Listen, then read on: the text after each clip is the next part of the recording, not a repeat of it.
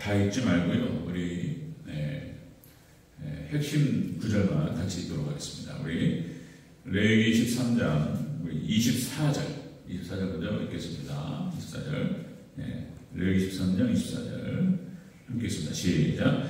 피부가 불에 되었는데 그 된 곳에 불구스름하고 희거나 순전히 흰 색점이 생기며 그 다음에 29절 30절 같이 읽겠습니다. 시작. 남자나 여자의 머리에나 수염에 환부가 있으면 제사장은 진찰할지니 환부가 피부보다 오목하고 그 자리에 누르스름하고 가는 털이 있으면 그가 그를 부정하다 할 것은 이는 오민이라 머리에나 수염에 발생한 나병임이니라. 아멘. 40절에서 42절 읽겠습니다. 40절에서 42절 시작. 누구든지 그 머리털이 빠지면 그는 대머리니 정하고 앞머리가 빠져도 그는 이마 대머리니 정하니라. 그러나 대머리나 이마 대머리에 희고 불구스름한 색점이 있으면 이는 나병이 대머리나 이마 대머리에 발생함이라. 아멘. 네, 인사하겠습니다. 아버지 예수님, 예수님의 은혜와 평강이 넘치시기를 축원합니다. 아멘. 오늘 함께 읽으신 레위기 13장 24절에서 42절. 자, 오늘 본문을 토대로 나병의 증세와 영적 의미라는 제목으로 말씀드리겠습니다. 나병의 증세와 영적 의미. 레위기서 전체는 거룩한 하나님 백성, 하나님의 거룩성, 이스라엘 백성들이 거룩할 것을 하나님께서 강조하시는 말씀이죠. 그래서 1장부터 7장까지 그 제사법을 통해서 하나님께 어떻게 나아가야 할 것인가, 어떻게 죄를 씻어야 할 것인가를 1장부터 7장까지 얘기하죠. 제사법. 그리고 8장부터 10장까지 그 제사장이 어떻게 제사장의 위임식을 진행하면서 그 제사장이 어떻게 그것을 진행할 것인가를 쭉 하나님께 말씀하셨고요. 그리고 11장, 12장에서는 음식, 먹어야 될 것과 먹지 말아야 할 것들, 그리고 출산에 관련된 정결규례, 어떻게 하면 그들이 깨끗해지게 될 것인가를 말씀하셨고, 오늘 13장 전체적으로 나병에 대해서 이야기하고 있습니다. 나병의 증세를 좀 얘기하고 나중에 이 나병은 어떻게 정결케 할 것인가를 말씀을 하셔요. 나병에 대해서 그 증세와 그리고 그 영적인 의미가 무엇인가를 좀 자세히 살펴보고 있습니다.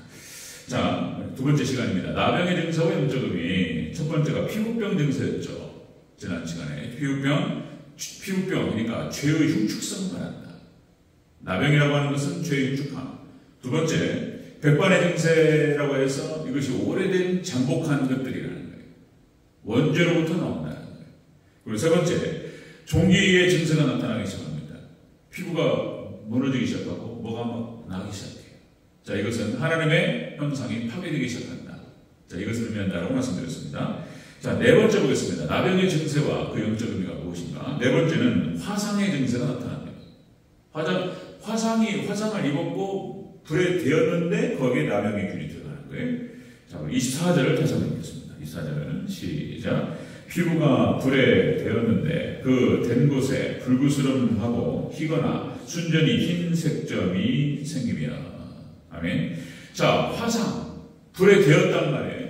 그런데 불에 된 곳에, 그러니까 약한 곳에 나병이 들어가서 이제 나병이 몸 전체로 퍼져 들어간다는 것입니다. 이것이 자, 이 화상의 증세는 죄의 치명성을 얘기합니다. 죄가 얼마나 강력하게 무섭죠. 나병의 균이 들어가가지고 그 화상 입은 자고 된 곳에 피부가 약한 그 약점을 타고 들어가가지고 전체를 나병으로 오염시켜버려요. 이것이 이제 죄의 치명적인 어떤 그런 치명성을 얘기하는 것이죠. 자, 금방 말씀드린 우리가 24절에서 나오는 것처럼 화상 입은 그 자리에 타고 들어갑니다. 자, 여러분들 로마서 7장 8절에 그렇게 얘기하죠. 자, 죄가 기회를 타서 죄를 마치 어떤 살아있는 생물처럼 사도 바울이 설명합니다. 죄가 기회를 타서 계명으로 말미암아 우리한테 들어와가지고 탐심을 들어요. 죄가 쫙 타고 들어옵니다. 사단이 역사해요. 죄가 타고 들어옵니다. 그리고 잠복해 있다가 죄가 따와가지고 잠복했다가 완전히 전체적으로 오염시켜버려요. 죄가 무서워요. 죄가 자, 그 다음에 또 야고보서 1장 14절 15절에서는 그렇게 표현하죠. 자, 오직 각 사람이 시험을 받는 것을, 시험당하는 것은 욕심에 끌려 미혹되느니 욕심이 잉태한 데 죄를 낳고 죄가 장성한 데 사망을 낳느니라. 그러니까 빌미를 주는 거예요. 그러니까 시험에 든다는 것은 하나님께서 뭐 테스트 하시기도 하시고 사단이 유혹하기도 하고 마귀의 괴계가 역사하기도 하지만 사실상 본인이 시험 드는 그 사람이 빌미를 또 주는 부분도 있다는 거예요. 죄가 욕심이 잉태한 즉 각 사람이 시험 받는 것은 욕심에 끌려 미혹되느니. 그래서 여러분들 사람마다 그 특징적인 죄가 달라요. 그 사람의 기질에 따라서, 그 사람의 성격에 따라서.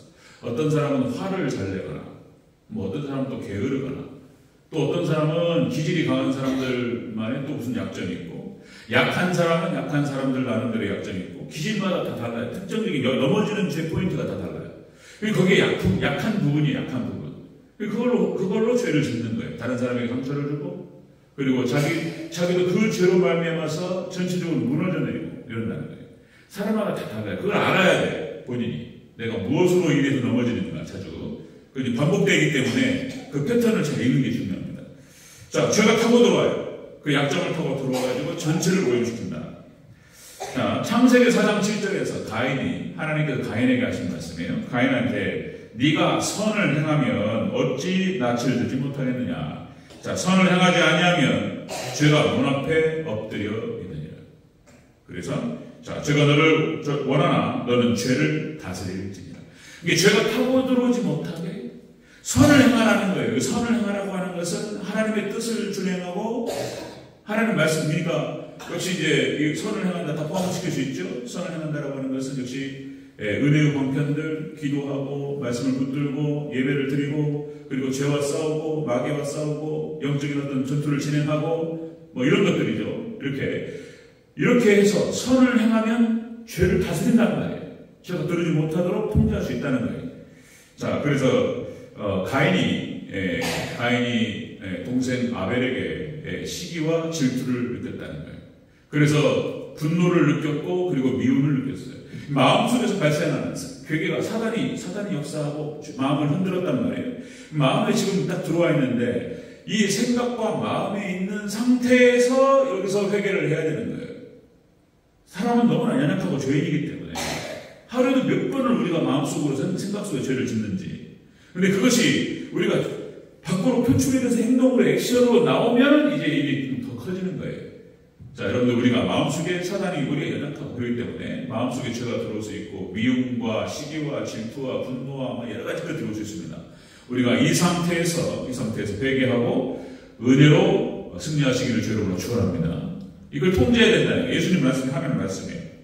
자, 여러분들 사무엘하 11장 보면 다윗이 잘 아시다시피 다 전쟁으로 나갔는데 다윗이 성에 남았다는 거잖아요. 저녁 때 다윗이 그의 침상에서 일어나 왕궁 옥상에서 거닐다가 그곳에서 보니 한 여인이 목욕을 하는데 심히 아름다워 보이는지라. 그러니까 사단이 역사하니까 특별히 또 이뻐 보였어요. 또 사단이 딱 그렇게 하는 거예요. 이게 순간적으로 다윗의 약점은 그런 거였죠. 그러니까 글쎄요. 그러니까 영웅 호색이라. 근데 기질이 강하고 전쟁터에서 성장했단 말이죠. 워낙 강한 사람이에요, 다윗이. 들풀처럼 잡초처럼 성장한 사람이에요. 자신을 갖다가 세워나가면서. 그래서 맹수들과 싸우고 골리앗을 이기고 전쟁판에서 살았던 사람이에요. 그러니까 이제 기질이 굉장히 강성인 사람이에요. 이렇게 강한 사람들이 대체적으로 또 음란한 부분들이 약한 부분이 있어요. 음란한 부분. 그래서 삼손도 마찬가지예요. 삼손도. 그것들을 자기가 넘어지는 포인트를 잘 파악을 해서 그걸 조심했어야 되는 거예요. 그러니까 그거 하나로 탁 타고 들어온 거예요. 그러니까 마치 화상을 입었듯이 그 대인자국에 그 균이 타고 들어와요. 그런 것처럼 우리의 약점을 타고 들어와요. 제 치명적인 어떤 아주 독성입니다, 독성. 이게 와가지고 그냥 정신을 잃어버렸어요. 균형을 잃어버려가지고 그냥 알고 해버린 거예요, 알고. 거기에 딱 나와요. 뭐라고 하면 다윗이 사람을 보내 그 여인을 알아보게 하였더니 그는 엘리암의 딸이요 햇사람 우리아의 아내 바세바가 아니니까 하니. 그러니까 바세바가 자기 부하장수 우리아의 아내라는 것을 알고 한 거야. 알고 다윗이 전령을 보내 그 여자가 자기로 데려오게 하여 그 여자와 동침하고. 모르고 그런 게 아니에요. 예? 우리아의 아내 자기 부하장수의 부인인 줄 알고도 그렇게 하는 거예요. 그리고는 그것을 감추기 위해서 그죠? 그리고 이제 우리아까지 죽이게 되는. 그렇게 가지고 막 번져나가는 게 시작하는 거예요.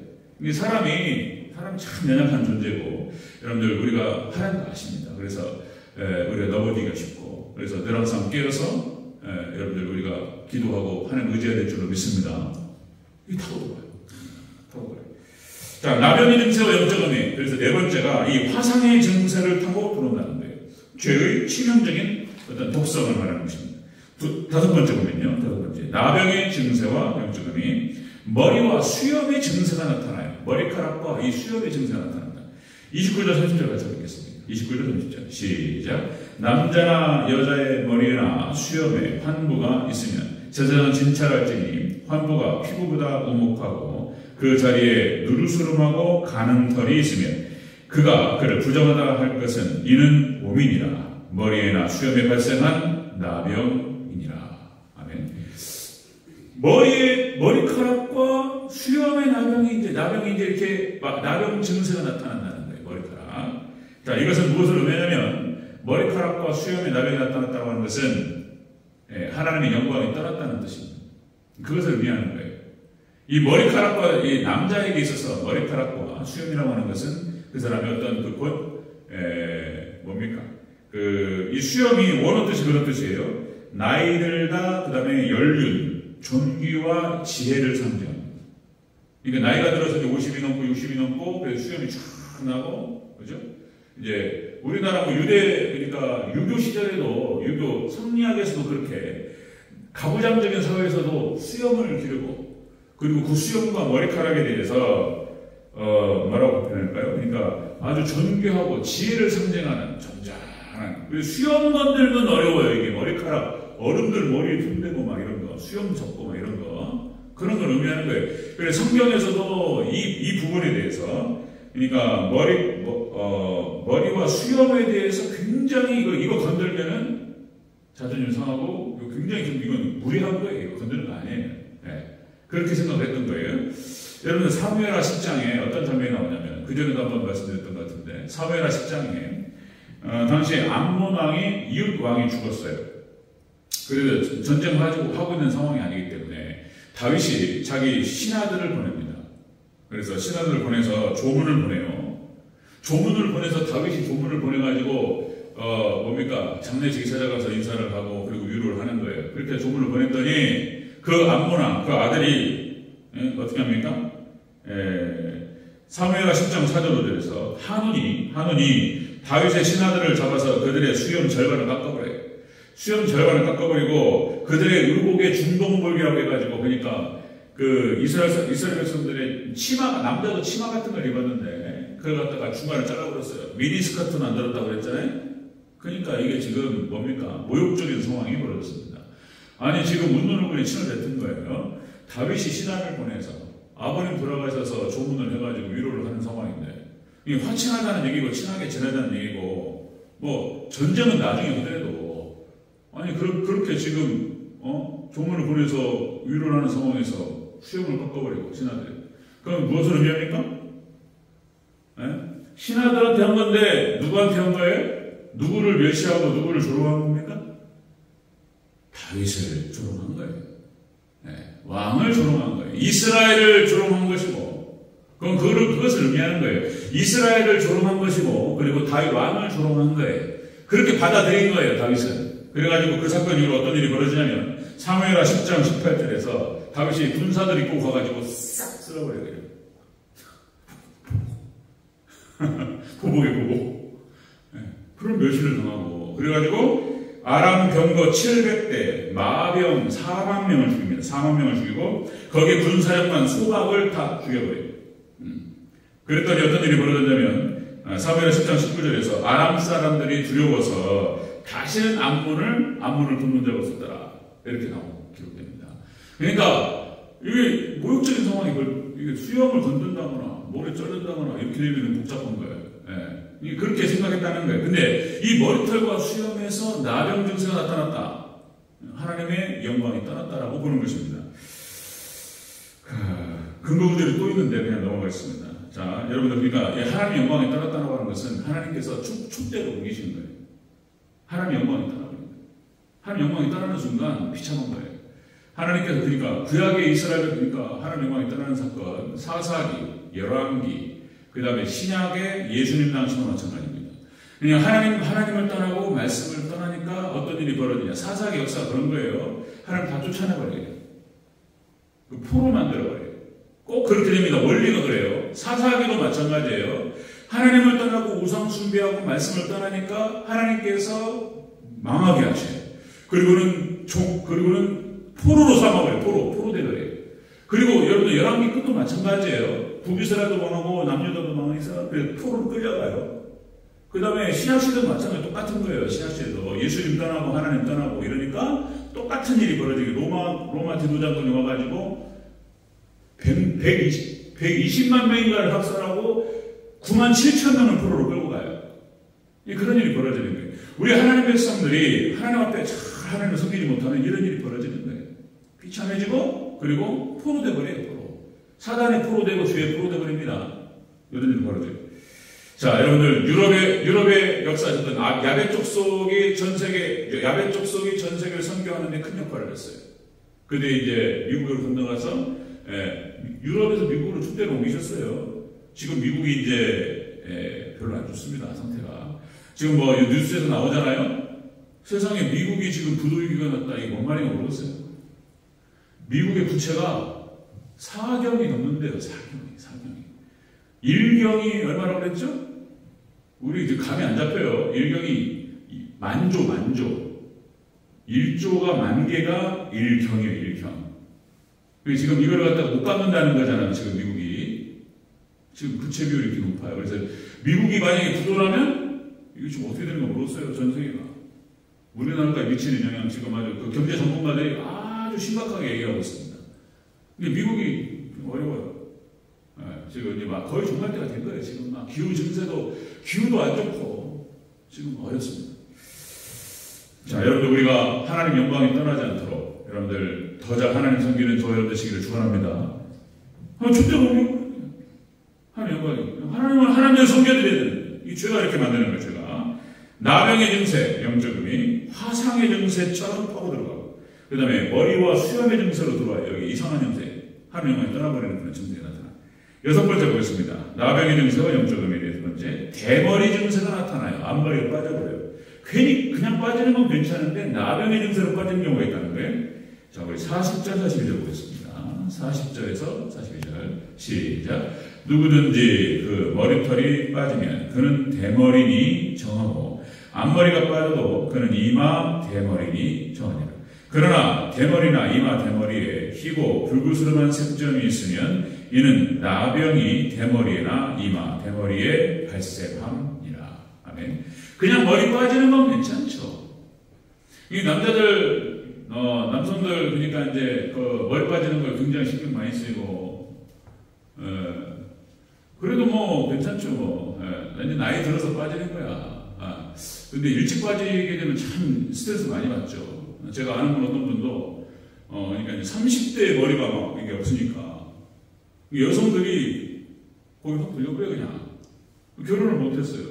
누구 손을 봐가지고 만나면은 이 머리 때문에 막 스트레스를 여자들 안 찾아가 싫어하니까 그러니까 그냥 대머리 때문에 그냥 그 열등감이 돼가지고 막 이랬던 것을 봤어요. 제가 아는 전도사님이신데 근데 요새는 좋아져가지고 바르는 것도 있고 먹는 것도 있대. 먹으면 머리 좀 이렇게 조정한다고 그러더라고요. 대머리 그냥 대머리 괜찮은 거예요. 우리 규준한 목사님도 뭐 그러시고 정장로님도 그러시고 좀 빠지시고 그런 건데 괜찮은 거예요. 그런데 왜 대머리 증세로 빠지는 게 있다는 거예요? 자, 이것은 무엇을 의미하냐면은 자, 그러니까 탈모 머리가 빠지고 다시 나지 않습니다. 대머리 때문에 피부가 뭉그러지고 그래가지고 이게 나병의 증세로 나오는 것들이 있다는 거예요. 자, 이것은 이제 수치스러움을 의미한다 이렇게 표현합니다. 그러니까 죄의 수치스러움을 상징한다. 자, 죄를 지면 죄가 들어오잖아요. 죄가 들어오면은 두려움이 임하고 수치가 들어옵니다. 수치스러워요. 숨어요. 그러니까 아담과 하와가 선악과를 따먹고 그리고 숨습니다. 그러니까 죄가 들어오면 이렇게 부끄러워요. 자, 삼손도 마찬가지죠. 삼손도 세상에 아주 그냥 그러니까 뭐라고 표현할까요? 그냥 아주 극단적인 케이스라기보다도 그러니까 그렇게 사사기뿐만 아니라 열왕기 성경 전체 이야기 속에서 가장 드라마틱한 사람인 거예요. 하나님께서 나시린으로 삼으시고 엄청난 능력을 주셨단 말이에요. 그것이 어떤 그 육체의 힘을 말하는 것인데 이것도 성경적으로 하나님의 성령이 임하셔가지고 그 하나님의 권능을 사용했던 사람이었어요. 그런데 그 약점 하나를 못 이겨가지고 다 망가져버려요. 그 약점 하나 못 이겨서 음란한 것들, 이런 것들 못 이겨가지고 전체를 다 잃어버렸어요. 비참하고 수치스러운 거예요. 이스라엘 전체 사사기 역사 속에서 삼손의 케이스는 또 부끄러운 거예요. 삼손만 수치스러운 게 아니고 이스라엘 전체가 수치스러운 거예요. 그렇게 되죠. 이사야서 42장 17절에 뭐라고 표현하면 조각한 우상을 의지하고 부어 만든 우상을 향하여 너희는 우리의 신이라 하는 자는 우상 숭배하는 자는 물리침을 받아 크게 수치를 당하리라 하는 말씀이에요. 우상 숭배하고 하나님을 섬기지 않고 우상 숭배하고 하나님을 떠난 자들은 결국은 수치스럽게 된다는 거예요. 이렇게 이게 죄를 지으면 수치스러워지는 거예요. 뭐 잘 아시다시피 뭐 요새 경찰이라든지 경찰들도 좀 배려를 하는 것 같은데, 그러니까 그 압송하잖아요. 압송. 경찰이 가가지고 검찰이 가가지고 죄인을 갖다가 압송해 올 때 묶잖아요. 묶어요. 여기다 수갑을 차든지. 그러면은 최소한 그 죄를 지었어도 가족들 앞에서는 배려를 해주더라고요. 부모님이 계시거나 부모님 보거나 아니면 자식이 보고 있으면은 얼마나 부끄럽습니까? 아버지가 사람들 앞에서 수갑차고 이게 뭐냐 말이에요. 그러니까 여기다가 무슨 뭐 옷을 가리든지 수건으로 가려주거나 뭐 이렇게 하잖아요. 그런 일이 있으면 안 되겠지만 그런 것들. 또 죄를 지은 얼굴로 가려 이렇게 세워가지고 흉는단 말이에요. 이렇게 창피하고 그런 일이죠. 자, 여러분들 우리가 이 죄라고 하는 것이 바로 이런 것이다라고 하는 것을 레위기에서 보여주는 거예요. 하나님께서 이 나병을 통해서 그렇게 보여주시는 거예요. 그러나 여러분들 우리가 회개하고 돌이켜서 탕자처럼 돌아오면 하나님께서 은혜와 영광이 회복될 줄로 믿습니다. 다른 거 없어요. 그냥 그게 최고로 좋은 거예요. 그냥 회개하면 되는 거예요. 우리의 생각을 바꾸고 태도를 바꾸고 행동을 바꾸고 하나님께 회개하고 바꾸면 되는 거예요. 그거는 더 없었던 걸로 이렇게 되는 거예요. 이것처럼 좋은 게 없는 거예요. 그래서 회개에 대해서 생명을 얻는다고 표현했던 거예요. 그래서 구약 성경 전체에서 하고 있는 말, 성경 전체에서 하고 있는 말이 뭐냐면은 회개하라는 거예요. 회개하라. 말씀대로 살아가고 그렇지 않으면 회개하라는 거예요. 그리고 신약 성경에 내려와서 예수님도 그렇게 말씀하셨고 바로 그 앞에 있었던 세례요한도 회개하라. 도끼가 나무 후에 놓여있으니까 회개치 않는 자는 찍는다는 거예요. 그러니까 이렇게 강력하게 얘기하는 것은 뭐 막말하고 저주하고 이런 뜻이 아니고 돌아와서 하나님의 영광과 축복을 회복하라는 뜻인 거예요. 저주가 아니고 회개를 막 무섭게 얘기하는 것은 축복을 얘기하는 거예요. 축복을. 돌아오면 사는 거예요. 돌아오면. 안 바꾸면 복잡해져야 돼요. 회개 안 하면은 지옥이에요. 지옥. 회개 안 하면 지옥인 거예요. 바리새인과 사두개인들 당시에 종교 권력자들, 다른 권력자들하고 정치 권력자들하고 손을 잡고 이권이나 취하고 있고 그랬어요. 예수님 당시. 그냥 싹 그냥 하나님께서 그냥 속박을 했어요. 그냥 말 표현을 좀 조심히 해요. 그러니까 그냥 뿌리를 뽑아버려 하나님께서 그냥. 말 그대로 그냥 이스라엘에는 예수님 오실 때까지 전쟁이 끊이지 아니하여 이렇게 말씀하셨어요. 그러니까 실질적으로 지금까지 계속 전쟁 중이에요. 지금 이스라엘 2000년 동안 전쟁을 벌였고 지금도 전쟁 중이고 예수님 재림하실 때까지 그 전쟁이 안 끝난다는 거예요. 그것이 이제 회개치 않았고 예수님을 십자가에 못 박았다고 하는 그 이유 때문에. 자, 말씀 정리하겠습니다. 회개만큼 좋은 게 없어요. 죄가 얼마나 치명적이고 죄가 얼마나 무서운 것인가에 대해서 오늘 우리 레위기에서 문둥병, 나병으로 표현하고 있습니다. 자, 문둥병과 나병의 증상은 영적 의미. 자, 여러분들 우리는 죄가 얼마나 무서운 걸 알고 이렇게 하시면 돼요. 어렵지만은 이렇게 예배 그리고 기도와 또 말씀 붙들고 또 하나님께 더 가까이 나가고 또 십자가 앞에 더 가까이 나가고 예수님과 함께 고난을 받고 그런 거죠. 그러니까 우리를 부인하고 우리 십자가를 가지고 예수님을 따라가고 그게 십자가로 가까이 나가는 거예요. 그게 영광이 되는 줄로 믿습니다. 주님 안에 승리하는 우리 성도들 되시길 주여 여러분 축원합니다. 아멘.